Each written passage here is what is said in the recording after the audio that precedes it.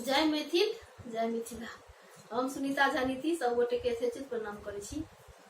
और आइ हम एक साँझ गीत लऽ के एलहुँ हैं अपन रचना, तो सुने जाए जाओ। जो निक लागे तो लाइक शेयर सब्सक्राइब करब। सुनू साँझ गीत, ये साँझ कोबर जो होइया से। बीतल जाय साँझ उगल तरे गन, कोबर घर ले सुने साँझ सुहागिन। बीतल जाय साँझ उगल तारे गन, कोबर घर ले सुने साँझ सुहागिन। कुम्हरा आंगन सँ दीप मंगाएब, पटवा सबाती लाउ सुहागिन। कुम्हरा आंगन सँ दीप मंगाएब, पटवा सबाती लाउ सोहागिन। बीतल जाय साँझ उगल तारे गन, कोबर घर ले सुने साँझ सुहागिन। तेलिया दुकान सँ तेल मंगाएब, चौमुख दिया राउ सुहागिन। तेलिया दुकान सँ तेल मंगाएब, चौमुख दिया जराउ सुहागिन।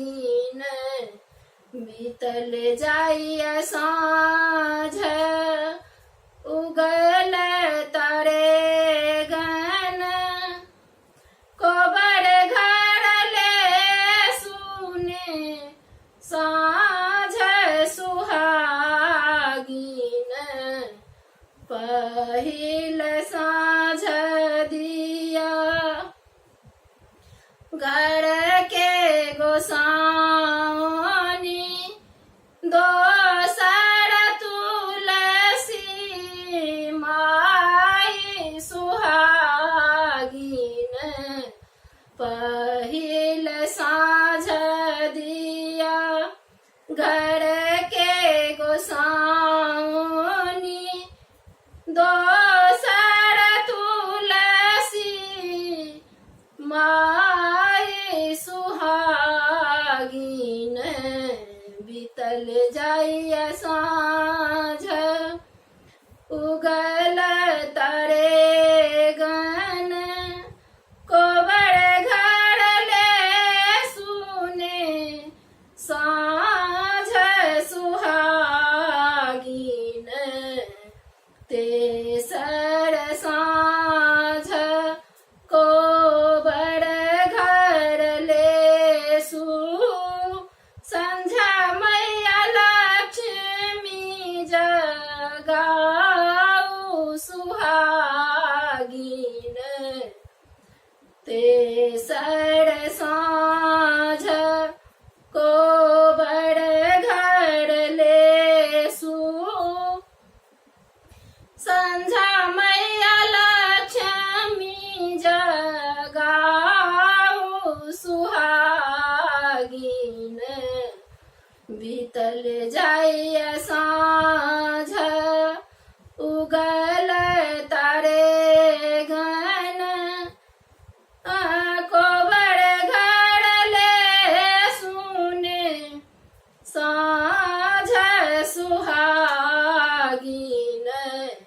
जड़े लागल दीप जामक लागल बाती संझा मैया लक्ष्मी खेलथी साथे साथे जड़े लागल दीप झामक लागल बाती संझा मैया लक्ष्मी खेलथी साथे साथे बीतल जाइया साँझ उगल तारे गन कोबर घर ले सुने साँझ सुहागिन बीतल जाइया साँझ उगल तारे